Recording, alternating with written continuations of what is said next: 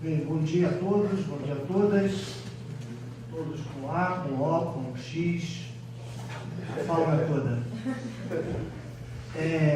Eu quero começar a minha fala dizendo que eu acho que vocês não conseguem medir o privilégio que é estar aqui. Eu fui aluno de Haroldo, foi meu orientador no mestrado, participou de minha banca de doutorado. E eu o considero o melhor professor que eu já tive na vida. Estou aqui ao lado de Jimmy, que foi aluno meu da graduação, colega no mestrado e orientador do pós-doutorado. É literalmente uma mesa de comadres. Essa mesa. E se eu não tivesse outra razão para vir aqui, eu viria por conta de Haroldo e por conta de Jimmy. O ônibus que eu tomei daqui a Vitória são 10 horas, de um catacordo daquele bem miserável, mas eu não reclamo porque o prêmio é difícil a gente, os três estarem juntos, e eu quero deixar claro para vocês que é um privilégio enorme pessoal estar aqui compondo essa mesa de vocês hoje como um menor de dois. Coube a mim, né, a minha paixão é Bíblia Hebraica, a minha pesquisa é Bíblia Hebraica, mas cedida ao Haroldo o privilégio de tomar este meu tema, que é primeiro dele, me coube falar da noção teórica do monoteísmo, e são pesquisas que eu tenho feito, uma implicância gravíssima minha. Eu tenho uma implicância hoje insuperável com o monoteísmo. Considero o monoteísmo um câncer ético no mundo plural, insuperável, um problema que não é um problema do monoteísta, é um problema do sistema monoteísta, que enquanto gestado numa sociedade que não pensava a pluralidade, a ética, não é tolerável, apesar de que quem gritou lá atrás por força da violência monoteísta já era voz suficiente para a gente saber que era um sistema doente, um sistema que, para se projetar e manter, precisa usurpar o sistema dos demais. Mas vamos ser tolerantes. Digamos que a modernidade é o único espaço, eu discordo disso, mas digamos que a modernidade seja o único espaço possível para a gente compreender a necessidade de conceber a pluralidade do outro, a sua mitologia, a sua representação. E nesse sentido, para mim, o monoteísmo é um sistema completamente incompatível com uma sociedade plural, em um nível tão grave que não importa o que faça o monoteísta. É insuperável a deficiência ética. É de uma obviedade tão grande que o que eu vou fazer é dizer o que eu acabei de dizer usando um dos autores que eu mais uso hoje, que é o Edgar Morin. Vou usar basicamente 3 livros da coleção Um Método, do Edgar Morin. Edgar Morin é muito conhecido nos espaços aqui no Brasil por conta dos 7 saberes necessários à educação do futuro, mas aquilo é a ponta do iceberg. Edgar Morin é um monstro, eu considero um dos poucos gênios vivos hoje. Para mim, Edgar Morin é um gênio. Quem nunca leu ainda o Método, eu recomendo que leia os 6 volumes. Então eu separei 6 citados do Edgar Morin, em que eu quero construir usando o Edgar Morin, e no final, só problematizando um pouquinho o que ele recomenda para nós. Ele recomenda que nós nos tornemos neocrentes para superar os problemas que ele vai apontar. E eu vou concluir dizendo que não tem como um monoteísta ser neocrente. É impossível. Não há nada que ele possa fazer para isso. Aí eu quero começar então. Parece que o mouse aqui eu consigo procurar aqui para perto.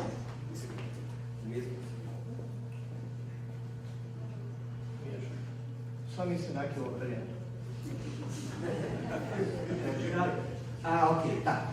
Nesse esquema que está aí projetado, está um resumo dos 4 primeiros volumes do método. E eu trouxe para a gente tentar forçar a nossa cabeça de se libertar dessa dicotomia pensamento-matéria, alma-espírito, que quem estuda a religião fica ainda enfiado lá dentro, né? Na coleção Método, Edgar Morin ele tenta retroagir a emergência do pensamento à matéria.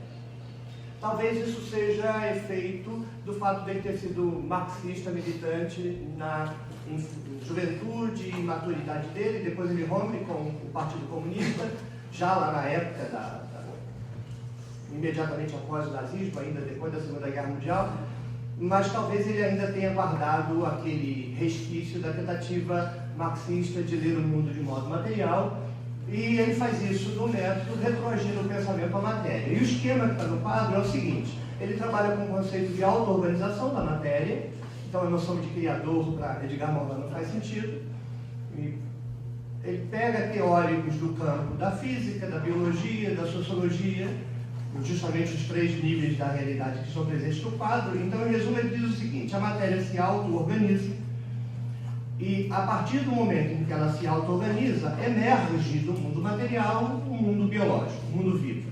Então, a vida como um desdobramento, o conceito que ele usa é emergência, não é um produto, é uma emergência.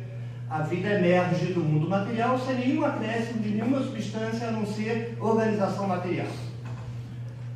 O pulo do gato para mim, para compreender até onde a gente vai chegar, é que a condição de manutenção desse nível de realidade, que é a biosfera, é consumir o nível de onde ela emerge. Então, a matéria se organiza na forma de biosfera, e a biosfera, mundo organizado a partir da fisiosfera, se mantém devorando, literalmente, consumindo, literalmente, a fisiosfera. É a condição da vida, né? A vida precisa se manter devorando o que está fora dela. Por desenvolvimentos históricos, biológicos, da biosfera emerge o terceiro nível da realidade, que é a sociosfera. A sociosfera, pensando exatamente os seres humanos, se ainda é verdade que nós somos os únicos seres dotados das capacidades de consciência, e eu não vou problematizar isso aqui, tá? Nesse sentido, eu vou usar o recorte que normalmente a gente usa, a espécie humana como uma espécie distinta no reino da biosfera, e por isso totalmente distinto do mundo normal da biosfera, porque vive num mundo produzido por ela mesma, que é o 4º nível da realidade, que é a noosfera. Noosfera é um conceito de um teólogo chamado Teilhard de Chardin, e o Edgar Morin se apropria desse conceito e usa de modo bastante diferente do Teilhard de Chardin. O conceito do Edgar Morin é o seguinte: assim como a biosfera emerge da fisiosfera e sobrevive devorando a fisiosfera, a sociosfera emerge naturalmente da biosfera e sobrevive devorando a biosfera. E aí não importa se você é vegetariano ou se você é carnívoro. Alface é biosfera. Estão compreendendo? Isso aqui não é um argumento retórico. Isto é o fato. Ou você come ou você morre. Quer dizer, a implicação de cada nível da realidade que emerge do anterior é que ele sobreviverá devorando o nível anterior, numa dialética de lá é o meu porto, mas lá é a minha despensa. O 4º nível da realidade é a noosfera, é um mundo onde habitam as ideias, todas as ideias, quaisquer ideias. A ideia de amor, a ideia de Deus, a ideia de dinheiro, a ideia de sentimento, tudo que o cérebro humano pensa individualmente na sociedade compõe um 4º nível da realidade que, diferente de todos os anteriores, não tem suporte próprio físico, mas é suportado pela fisiosfera. Não existe um lugar físico no universo onde as nossas ideias estão. Elas só estão no nosso próprio pensamento. Mas estão no nosso próprio pensamento, no pensamento coletivo das sociedades, na forma de cultura, enquanto as sociedades estiverem existindo. Ok até aí? Qual é o problema? Assim como a biosfera devora a fisiosfera para sobreviver, assim como a sociosfera devora a biosfera para sobreviver, qual a condição de sobrevivência da noosfera? Devorar a sociosfera, inclusive em dispêndio calórico. Há um capítulo inteiro do método para dizer que as ideias não sobrevivem se não houver consumo calórico humano. Entendem as consequências disso? Mas elas não se desdobram apenas pelo consumo calórico, porque elas têm um desdobramento muito interessante. O ser humano, enquanto ser humano, precisa das ideias para viver em sociedade, porque, diferentemente de um cachorro, ele não vive no mundo natural. Ele vive no mundo cultural, que ele engendra e no qual ele vive. De modo que ele precisa das ideias para se expressar como ser humano. Não há forma de um ser humano viver a não ser através das ideias, mas o preço que essas ideias cobram é de exercer controle sobre ele, controle normativo. A partir desse ponto, eu quero usar então os citados de Edgar Morin. O primeiro está no Método, capítulo 5. Deixa eu ver se eu aprendi. Método, capítulo 5, a humanidade da humanidade. É o capítulo em que ele vai discutir o ser humano. No primeiro capítulo, ele discute a natureza da natureza. O 2, a vida da vida. 3, o conhecimento do conhecimento. O 4 é as ideias. O livro só para discutir as ideias. E a gente pode incluir o mito nesse capítulo, mas não só, mas também. E o 5º é a humanidade da humanidade. Eu separei essa citação aqui. Todas as sociedades humanas engendram noosfera, meio condutor e mensageiro do espírito humano, a qual põe-nos em comunicação com o mundo, ao mesmo tempo em que serve de tela entre nós e o mundo. Daí a relação dinâmica do ser humano com a ideia. Abre a cultura humana ao mundo enquanto o encerra na sua nebulosa. Nós vivemos nas e para as ideias. Extremamente diversa de uma sociedade para outra, encadeia todas as sociedades. Numa sociedade global como a nossa hoje, o problema é justamente a gente conceber um universo de ideias que seja comum a todos os habitantes do planeta, para que todos operem no mesmo tipo de cosmovisão, de valores, de ética, etc, etc. Então, o primeiro ponto de partida é: os seres humanos engendram noosfera, engendram ideias. O segundo passo do argumento já está no mesmo livro, o Método, na página 45, que diz assim: as ideias adquirem... Opa, obrigado, Aruno. Passou? Passou. As ideias adquirem um poder maior que os fatos aos quais parecem corresponder. O século XX mostrou que as ideias têm potencialidades exterminadoras iguais às dos deuses mais cruéis. Nós somos capazes de nos entregar às ideias, ler o mundo através das ideias, substituir o mundo real pelas ideias e, por força de determinadas ideias, a gente é capaz de desenvolver com o mundo e com as pessoas atitudes, comportamentos, pensamentos tão cruéis quanto o dos deuses mais cruéis. O terceiro citado do Edgar Morin já está no capítulo, no volume 4, o Método, que chama As Ideias, um dos melhores livros que eu já li na vida. Diz assim: assim como somos possuídos pelos deuses que possuímos, e eu esclareço que ele não está tratando deuses como o religioso trata. Deus para ele aqui é uma ideia. Todo Deus, não importa qual seja, é uma ideia. Nem toda ideia é um Deus. Assim como somos possuídos pelos deuses que possuímos, somos possuídos pelas ideias que possuímos. Quanto mais você empodera uma ideia, mais ela tem controle sobre você. Do mesmo modo que os deuses, as ideias travam batalhas através dos homens, e as ideias mais virulentas têm aptidões exterminadoras que ultrapassam a dos deuses mais cruéis. No finalzinho ele repete o mesmo argumento lá de trás. Por exemplo, para Edgar Morin não faz diferença nenhuma entre a ideia de Deus e a ideia de pátria. São ideias que retroagem sobre nós e exigem de nós o mesmo tipo de sacrifício. A letra do hino nacional, por exemplo, eu ainda não entendi como é que a sociedade evangélica fundamentalista como a nossa canta o hino nacional. Porque a pátria é divinizada, né? Pátria amada, idolatrada, salve, salve. Mas, dado o conluio promíscuo entre a religião evangélica e a política hoje, eu duvido que os pastores vão atacar o hino nacional. Bem, o terceiro citado, que chega ao nosso tema especificamente é: certos deuses desenvolverão a divindade. Eu virei? Virei. Certos deuses desenvolverão a divindade de maneira gigantesca, até que, depois de mutação mitológica, um deus ciumento elimina os demais deuses, subordina espíritos e demônios e institui o monoteísmo. Não vamos tomar essa declaração de modo ingênuo, mas não vamos tomá-la de modo não ingênuo. O Deus monoteísta fez isso ou não fez?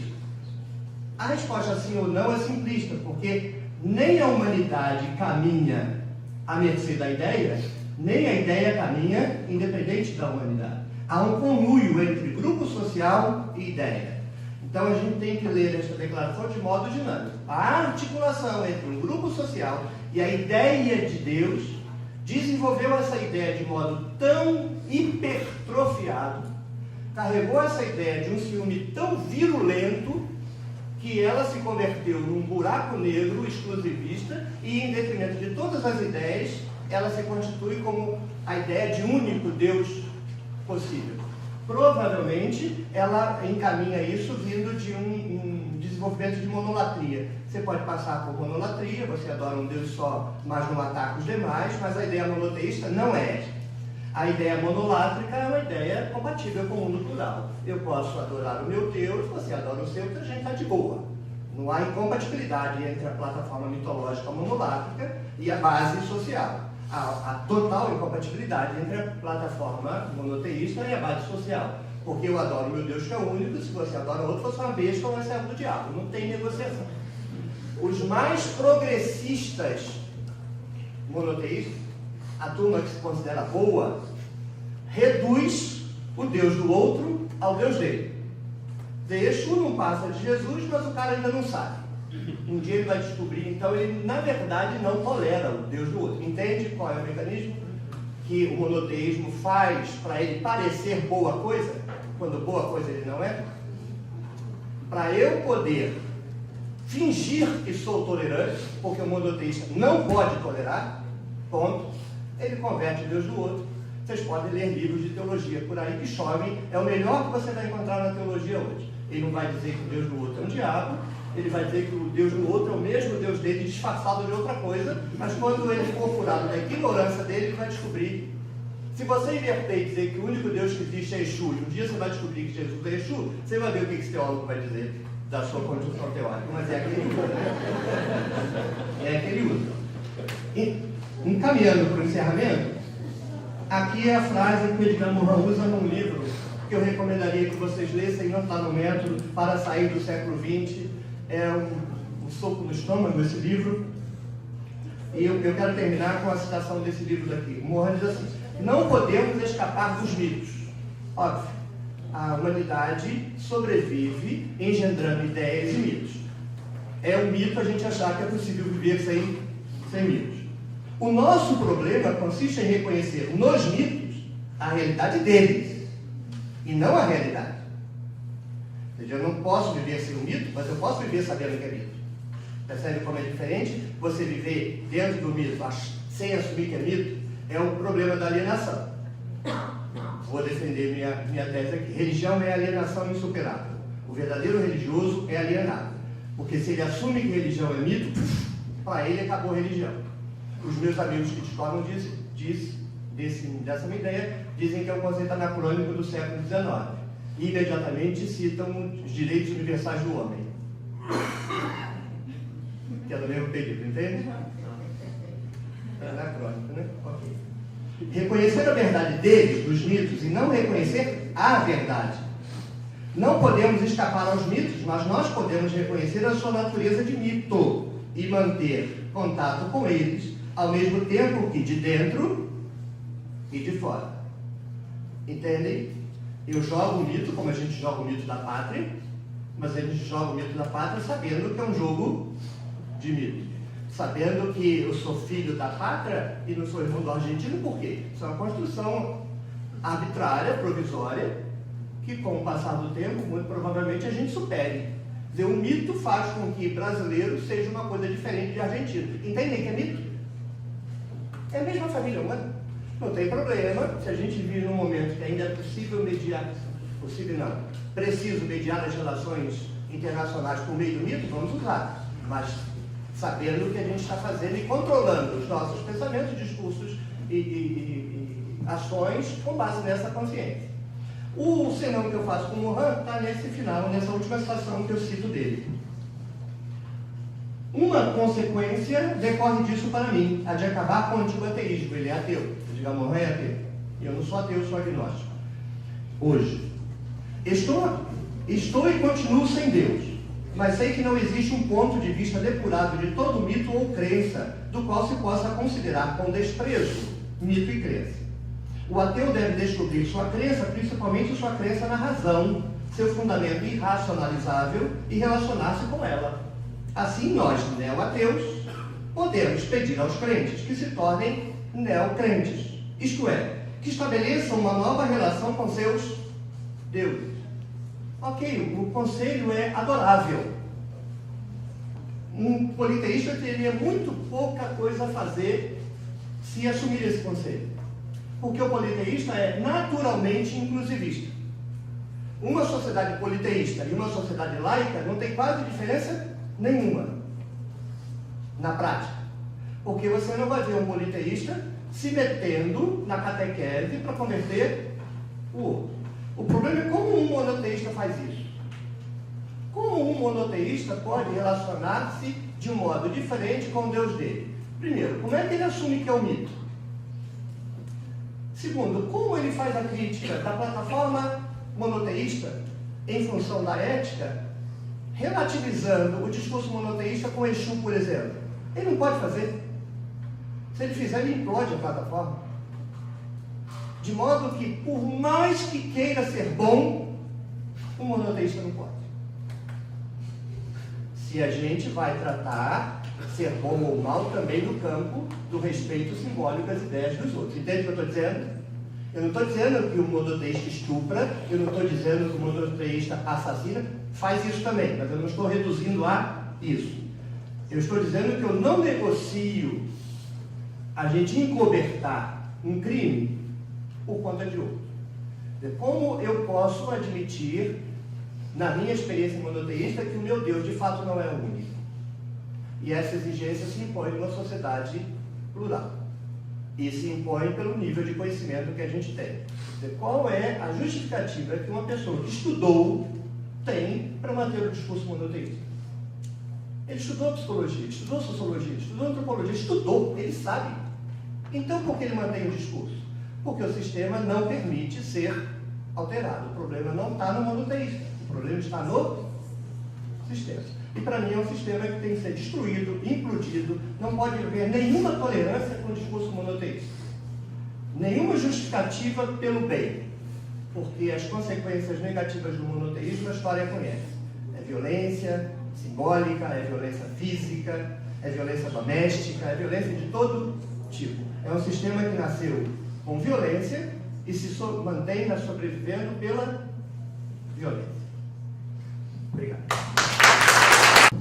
Minha história, eu parto de algumas, como acadêmico, mas também de uma outra posição, até mesmo religiosa. E a minha pergunta está no seguinte sentido. O Dr. Raime, ele colocou que o mito, ele, no sentido hebraico, ele norteava a comunidade, criava a identidade grupal e criava também a ordem do mundo. Agora, o Dr. Oswaldo, ele fala que nós estamos vivendo uma sociedade plural. Ele trabalha o conceito de Edgar Morin na nosfera, que é a ideia do imaginário. Né? E aí eu faço a seguinte pergunta nessa questão. Nós estamos num congresso de religião, violência e configurações contemporâneas. E a minha pergunta, se a crítica ao monoteísmo no discurso e aos evangelhos não se constitui numa violência religiosa contemporânea, resguardando, claro, a crítica contundente à questão dos movimentos, algumas posturas antiéticas. Então, a minha pergunta é essa: se a crítica ao monoteísmo, também ao judaísmo cristão, não se constitui uma violência religiosa no discurso? Ou poderíamos criticar e julgar o que se deve julgar, resguardando o pensamento mitológico no imaginário, aí, adotando essa postura, como o Dr. Oswaldo colocou, de Edgar Morin, uma vez que não é inseparável na própria personalidade o pensamento imaginário a partir da psicologia, defendido por Marcuse, Peter Berg e outros autores no campo da psicologia, da religião. Essa é a minha pergunta.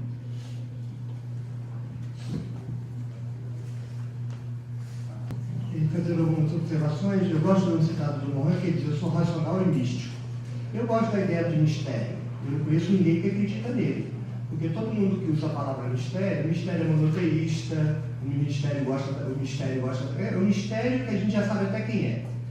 Quer dizer, eu topo uma discussão sobre o mistério, se a gente ficar calado e não falar nada. Porque se eu falo alguma coisa, não é mais mistério, é palavrão. Com relação à violência, eu concordo com o que o Haroldo falou. Quer dizer, há um nível de violência no processo pedagógico. Dermeval Saviano. Pedagogia de passar a mão na cabeça não é pedagogia viver com salário de professor.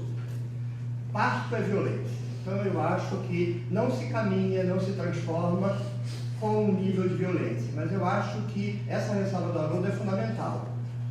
É função do pesquisador, do professor, do educador, dar ao educando as ferramentas com que ele compreende o seu estado de desempoderamento e de submissão às classes dominantes, seja elas quais forem. Dermeval Saviano. Não é meu direito querer que o cara faça isso. Eu não posso fazer com que você assuma a postura que eu estou dizendo que é adequada para o mundo plural. Mas é meu dever dizer que uma atitude monoteísta não é compatível com o mundo plural. Percebe a diferença? Porque quando eu comecei a dar aula, eu achava que o meu papel era transformar o mundo. Meu papel não é transformar o mundo. O meu papel é lê-lo. É papel da sociedade transformar. Mas se a sociedade não quiser, o que eu vou fazer? Agora, tem um limite. O religioso pode inventar na cabeça de que o Deus dele gosta de pedofilia. Tem deuses de África que acham que a mulher tem que ser costurada na vagina. E a gente não vai se meter nesses casos? Quer dizer, qual é o limite de a gente sair do campo teórico da reflexão e partir para a intervenção direto? É uma outra questão completamente diferente do que hoje eu estou discutindo no campo retórico. E para contribuir com a fala do Jimmy, Levinas é um sujeito que escreve a partir do outro, o outro com O maiúsculo. Em 1948, o Estado de Israel foi fundado e Golda Meir, para comemorar, escreveu à sinagoga de Amsterdã, pedindo que a sinagoga suspendesse a excomunhão de Spinoza. Levinas escreveu uma carta para a sinagoga dizendo que, em nenhuma hipótese, Spinoza podia ser desexcomungado, porque ele era um miserável traidor do povo judeu. Isso é Levinas. Mas você falou não. Ou seja, como pode um sujeito que escreve a partir de uma ótica de ética, na hora do exercício da ética, porque a ideia que está sendo violentada, para ele, vale muito mais do que o sujeito. Todas as vezes que você põe a ideia mitológica, seja qual for, seja o mistério, seja Deus, seja um Camus, seja um Exu, seja qual for a representação, você coloca acima das pessoas, você está instrumentalizando as pessoas. E para mim, o processo de pesquisa deixa claro que tudo isso é construído por nós. As ideias de deuses, os deuses, as representações, os valores, tudo isso é construído por nós. Tudo, sem nenhuma exceção. Nós não podemos pôr nada disso acima de nenhum de nós. E eu posso usar a linguagem do Novo Testamento, se na sua cabeça só funciona se for versículo bíblico. Tudo isso é sábado. O homem não foi feito para isso. A mulher não foi feita para isso. Toda essa tralharada foi feita para o homem e para a mulher. Então, no momento em que eu me sensibilizo e percebo que a manutenção do meu discurso fere o outro, eu jogo na lata do lixo em 5 minutos. Eu não posso gastar 10. Porque, no fundo, o meu discurso religioso é hipócrita. Porque eu vou pensar se eu vou mudar o meu discurso religioso porque ele fere alguém? Percebe a incoerência, o absurdo? E a gente não se dá conta. E o discurso monoteísta fere. A gente tolera isso na sociedade brasileira 24 horas por dia, na TV, nas igrejas, em todo canto. E o que a gente sente disso? Nada. A expressão, que eu vou usar chula de propósito, a gente caga e anda para essa violência simbólica brasileira como se fosse a coisa mais normal do mundo. O problema é do candomblessista, o problema é do humanista, o problema é deles. Nós temos o direito, e isso é violência. A violência que a religião monoteísta faz todos os dias, nas boas igrejas, contra os politeístas, e isso é violência. E com o agravante de que faz uma lavagem cerebral e um jogo psicológico tremendo que eu acho que aqui a gente não está fazendo. Somos todos crianças, todos sabendo que estamos no diapasão da autonomia, do discurso crítico, do debate. Isso é violência.